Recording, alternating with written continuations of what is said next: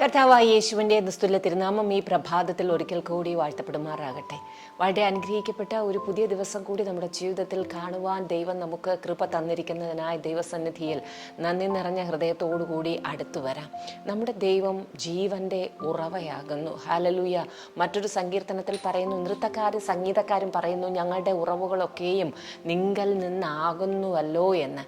ശമര്യക്കാരി സ്ത്രീ കർത്താവിൻ്റെ അടുക്കലേക്ക് വരുമ്പോൾ, അല്ലെങ്കിൽ കർത്താവും അവളും തമ്മിൽ കണ്ടുമുട്ടുമ്പോൾ പറയുന്നു, കർത്താവിൻ്റെ അടുക്കൽ നിന്ന്, യേശുവിൻ്റെ അടുക്കൽ നിന്ന് കുടിക്കുന്നവൻ ഒരിക്കലും ദാഹിക്കയില്ല. എത്ര കോരിയാലും വറ്റാത്ത ജീവജലത്തിൻ്റെ നീരുറവയാകുന്നു കർത്താവായിരിക്കുന്ന യേശു ക്രിസ്തു. ഹല്ലേലൂയ. നാം ഈ ഭൂമിയിൽ ഏത് കാര്യത്തെക്കുറിച്ച് നോക്കിയാലും മനുഷ്യരുടെ സ്നേഹം ഒരിക്കൽ തീർന്നു പോകും. സമ്പത്ത് എന്നും ആർക്കും നമുക്ക് എല്ലാ കാര്യങ്ങളും തന്നുകൊണ്ടിരിക്കുവാൻ കഴിയുകയില്ല. അതിനെല്ലാം ഒരു പരിധിയുണ്ട്, പരിമിതിയുണ്ട്, തീർന്നു പോകും. പക്ഷേ കർത്താവായിരിക്കുന്ന യേശു ക്രിസ്തു ജീവൻ്റെ ഉടയവനായിരിക്കുന്നവൻ, സ്നേഹത്തിൻ്റെ ഉറവിടമായിരിക്കുന്നവൻ, സൗഖ്യത്തിൻ്റെ ദാതാവായിരിക്കുന്നവൻ, സമാധാനത്തിൻ്റെ ദൈവമായിരിക്കുന്നവൻ ഇന്ന് പകൽക്കാലവും നമ്മുടെ ജീവിതത്തിൽ എത്ര കോരിയാലും വറ്റാത്തതായി, എത്ര അനുഭവിച്ചാലും തീർന്നു പോകാത്തതായി ആ ദൈവസ്നേഹം നമ്മുടെ ജീവിതത്തിൻ്റെ എല്ലാ മേഖലകളിലും ഒഴുകി ഇറങ്ങുവാൻ, അത് നിറഞ്ഞു കവിഞ്ഞ് മറ്റുള്ളവരിലേക്ക് എത്തുവാൻ, നമ്മുടെ ജീവിതങ്ങളെ കർത്താവിൻ്റെ സന്നിധിയിൽ പൂർണ്ണമായി സമർപ്പിച്ച് ആ സ്നേഹം ഉൾക്കൊള്ളുവാനും മറ്റുള്ളവരെ അതിലേക്ക് അടുപ്പിക്കുവാനുമായി നന്ദി നിറഞ്ഞ ഹൃദയത്തോടെ, സ്തോത്രത്തോടെ, സ്തുതിയോടെ കർത്താവിൻ്റെ സന്നിധിയിലേക്ക് അടുത്തു വന്ന് കണ്ണുകളെ അടയ്ക്കാം, പ്രാർത്ഥിക്കാം. നല്ലവനും വിശ്വസ്തനുമായിരിക്കുന്ന ഞങ്ങളുടെ സ്വർഗീയ നല്ല പിതാവേ, അപ്പാ, ഈ പ്രഭാതത്തിനായി ഞങ്ങൾ ഒരിക്കൽ കൂടി നന്ദി പറഞ്ഞ് സ്തുതിക്കുന്ന കർത്താവേ. ഞാനോ കിടന്നുറങ്ങി, യഹോവ എന്നെ താങ്ങുകയാൽ ഞാൻ ഉണർന്നുമിരിക്കുന്നു. ഞാനോ കിടന്നുറങ്ങി, നീയല്ലോ യഹോവ എന്നെ നിർഭയം വസിക്കുമാറാക്കുന്നതെന്ന് ദാവീദ് സങ്കീർത്തനത്തിൽ പറയുന്നത് പോലെ കർത്താവേ, ഞങ്ങൾ ഓരോ ദിവസവും ദൈവമേ, സൂര്യൻ അസ്തമിക്കുമ്പോൾ, സൂര്യൻ ഉദിക്കുമ്പോൾ ഒക്കെ ഞങ്ങൾ യഹോവയുടെ സന്നിധിയിൽ അങ്ങയുടെ ഉള്ളം കയ്യിൽ എന്നതുപോലെ ഉറങ്ങി എഴുന്നേൽക്കുവാൻ അങ്ങ് ഞങ്ങൾക്ക് തന്നിരിക്കുന്ന കൃപയ്ക്കായി സ്തോത്രം.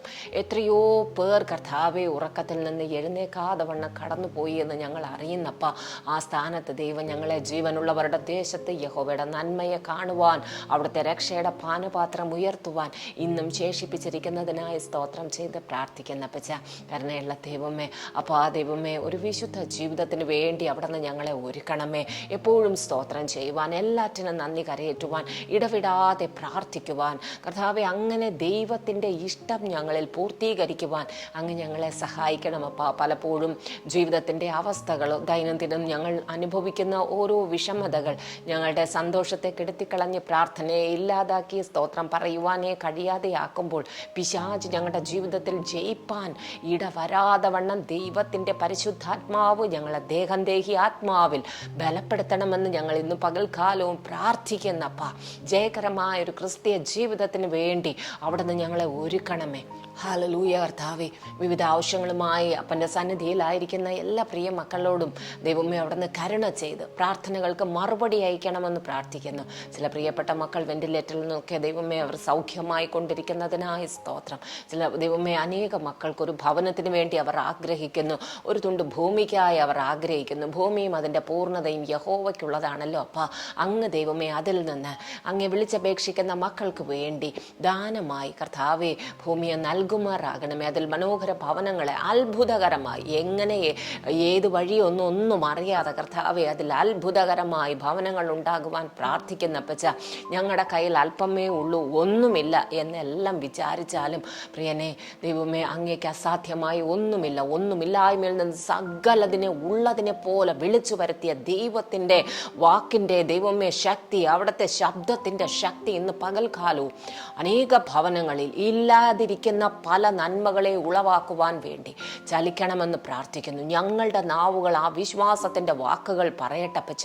ദൈവം ഞങ്ങൾക്ക് വേണ്ടി നല്ലതൊന്ന് കരുതിയിരിക്കുന്നു, എവിടെയോ എങ്ങനെയോ എന്നല്ല, ഏറ്റവും മനോഹരമായതൊന്ന് കരുതിയിരിക്കുന്നതിനായി സ്തോത്രം ചെയ്ത് പ്രാർത്ഥിക്കുന്നു. കർത്താവെ, കുടുംബജീവിതങ്ങൾ അനുഗ്രഹിക്കപ്പെടട്ടെ ദൈവമേ. ദൈവമേ, ഫാമിലി കോർട്ടുകൾ കർത്താവെ, മനുഷ്യാവകാശ കമ്മീഷനുകൾ, ബാലാവകാശ കമ്മീഷനുകൾ ദൈവമേ, ഓരോ ഓരോ കോടതികളെ ഞങ്ങൾ ദൈവകരങ്ങളിലേക്ക് ഏൽപ്പിക്കുന്നപ്പ. അനേക ജീവിതങ്ങൾ അതിലൊരു തീർപ്പിനായി ദൈവമേ കാത്തു നിൽക്കുന്ന കർത്താവെ. അനേക മാസങ്ങൾ വർഷങ്ങൾ കൊണ്ട് പലരും ചിലർ വേർപിരിയുവാനായി കാത്തു നിൽക്കുന്നപ്പ.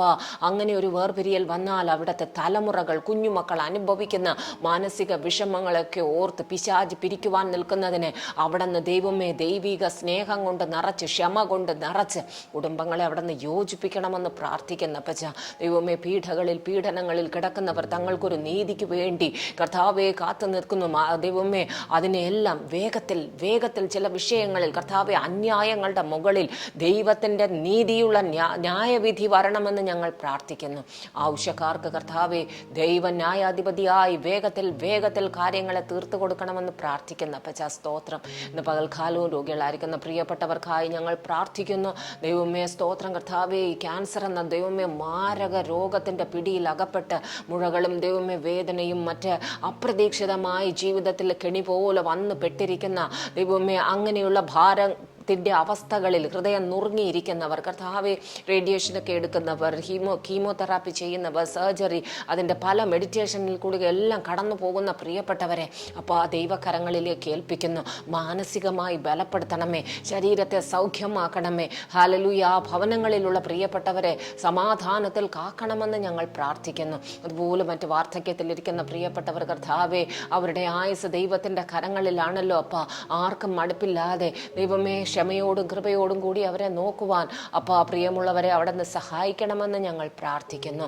ദൈവമേ പകർച്ചവ്യാധികൾ, പനിയുടെ പ്രയാസങ്ങൾ, ലങ്സിനെ സംബന്ധിച്ചുള്ള ബുദ്ധിമുട്ടുകൾ എല്ലാറ്റിൽ നിന്നും കർത്താവെ ദൈവത്തിൻ്റെ സൗഖ്യത്തെ അവിടെ നിന്ന് നയിക്കണമെന്ന് പ്രാർത്ഥിക്കുന്നു. പകൽക്കാലവും കർത്താവെ ഭവനത്തിനകത്തും പുറത്തും വിദേശ രാജ്യങ്ങളിലുമൊക്കെ ആയിരിക്കുന്ന കുഞ്ഞുങ്ങൾ, സഹോദരങ്ങൾ, കുടുംബങ്ങൾ, വാർദ്ധക്യത്തിലിരിക്കുന്ന പ്രിയപ്പെട്ടവരെല്ലാവരെയും പ്രത്യേകിച്ച് യാത്രകളിലൊക്കെ ആയിരിക്കുന്നവരെ കർത്താവ് സംരക്ഷിക്കണം.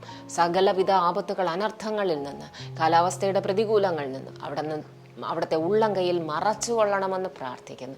ദൈവകരങ്ങളിലേക്ക് ഏൽപ്പിക്കുന്നു. യേശുക്രിസ്തുവിൻ്റെ ധന്യമുള്ള നാമത്തിൽ തന്നെ. ആമേൻ, ആമേൻ. ഉൽപ്പത്തി പുസ്തകം 28-ാം അധ്യായം അതിൻ്റെ 15-ാമത്തെ വാക്യത്തിൽ ഇപ്രകാരം പറയുന്നു: ഇതാ ഞാൻ നിന്നോട് കൂടെയുണ്ട്, നീ പോകുന്നിടത്തൊക്കെ നിന്നെ കാത്ത് ഈ രാജ്യത്തേക്ക് നിന്നെ മടക്കി വരുത്തും, ഞാൻ നിന്നെ കൈവിടാതെ നിന്നോട് അരുളി ചെയ്തത് നിവർത്തിക്കും. ഹല്ലേലൂയ. വളരെ അനുഗ്രഹിക്കപ്പെട്ട ഒരു വാക്യം. ഞാൻ നിന്നോട് കൂടെയുണ്ട്, ഞാൻ നിന്നോട് അരുളി ചെയ്തത് മുഴുവനും നിവർത്തിച്ച് നിന്നെ മടക്കി അയക്കും. നിന്നോട് കൂടെ ഇരുന്ന് ഞാൻ നിന്നോട് അരുളി ചെയ്തത് മുഴുവനും നിവർത്തിക്കുമെന്ന്. ഇത് മറ്റാരോടും പറയുന്നതല്ല, യഹോവയായ ദൈവം യാക്കോബിനോട് പറയുന്നതാണ്. ഒരു ബാലനായിരുന്നു, അല്ലെങ്കിൽ യൗവന പ്രായത്തിലിരുന്ന യാക്കോബ്, അമ്മയുടെയും അപ്പൻ്റെയും കൂടെ ആ കൂടാരത്തിൽ പാർത്തിരുന്ന യാക്കോബിന് പെട്ടെന്നൊരു ദിവസം ഭവനത്തിൽ വളരെ അപ്രതീക്ഷിതമായിരിക്കുന്ന സംഭവങ്ങളൊക്കെ നടന്നു. ജ്യേഷ്ഠന് കിട്ടേണ്ടിയിരുന്ന അവകാശം അമ്മ തന്ത്രത്തിൽ ഇളയ മകനായിരുന്ന യാക്കോബിന് വാങ്ങിക്കൊടുക്കുന്നു. അത് അപ്പൻ്റെ ഹൃദയത്തിന് ഒരു വിഷമമായി. സഹോദരനായിരുന്ന മൂത്ത ജ്യേഷ്ഠനായിരുന്ന ഏസാവിന് വളരെ കഠിന ദ്വേഷത്തിന് കാരണമായി. ഏസാവ് യാക്കോബിനെ കൊന്നുകളയുമെന്നുള്ളൊരു അവസ്ഥയിലേക്കൊക്കെ ആകുമ്പോൾ എങ്ങോട്ടെന്നറിയാതെ അമ്മയുടെ ഉപദേശപ്രകാരം അമ്മയുടെ സഹോദരൻ്റെ ഭവനത്തിലേക്ക്, അതുവരെ അവർ അവിടെ പോയിട്ടുണ്ടോ ഇല്ലയോ എന്നറിയില്ല, പോകുന്ന വഴിയിൽ സൂര്യൻ അസ്തമിക്കുമ്പോൾ യാക്കോബ് ഒരു കല്ല് തലയിണയായി വച്ച് ആ സ്ഥലത്ത് കിടക്കുമ്പോൾ സ്വർഗം അവന് മുന്നിൽ തുറക്കുകയും ദൂതന്മാർ കയറുകയും ഇറങ്ങുകയും ചെയ്ത് യഹോവ അവനോട് ആ സ്വപ്നത്തിൽ അരുളി ചെയ്യുകയാണ്: നീ പോകുന്നിടത്തൊക്കെയും ഞാൻ നിന്നോട് കൂടെ ഇരിക്കും. ഹല്ലേലൂയ. പിന്നെയും പറയുന്നത്, ഞാൻ നിന്നോട് അരുളി ചെയ്തത് മുഴുവൻ നിവർത്തിക്കും. ഇന്ന് പകൽക്കാലം പ്രിയമുള്ള ദൈവമക്കളെ, ദൈവത്തെ സ്നേഹിക്കുന്ന, ദൈവമുഖം അന്വേഷിക്കുന്ന നിങ്ങൾ ഓരോരുത്തരോടും കർത്താവും പറയുകയാണ്: ഞാൻ നിന്നോട് കൂടെ ഇരിക്കും. നിങ്ങളുടെ തലമുറയോട് ഞാൻ കൂടെ ഇരിക്കും. വഴിയറിയാതെ ഇരിക്കുമ്പോൾ ഞാൻ നിനക്ക് വഴിയായിരിക്കും. നിനക്ക് ഭക്ഷണമില്ലാതിരിക്കുമ്പോൾ അവിടെ പിന്നീട് യാക്കോബ് ദൈവത്തോട് ചോദിച്ച് ദൈവം അനുഗ്രഹിക്കണം, നീ പോകുന്നിടത്തൊക്കെയും കൂടെ ഇരുന്ന് ഭക്ഷിപ്പാൻ ആഹാരവും ധരിപ്പാൻ വസ്ത്രവും തന്ന് എന്നെ മടക്കി അയക്കണമെന്ന്. അതെല്ലാം കർത്താവ് ചെയ്യുന്നു. അതുപോലെ നിങ്ങളുടെ തലമുറകളും എവിടെയായിരുന്നാലും അവർക്കുള്ള എല്ലാ പ്രൊവിഷനും, നിങ്ങൾക്കുള്ള സകല പ്രൊവിഷനും തരുവാൻ തക്കവണ്ണം, കരുതലും തരുവാൻ ദൈവം ശക്തനായിരിക്കുന്നവൻ.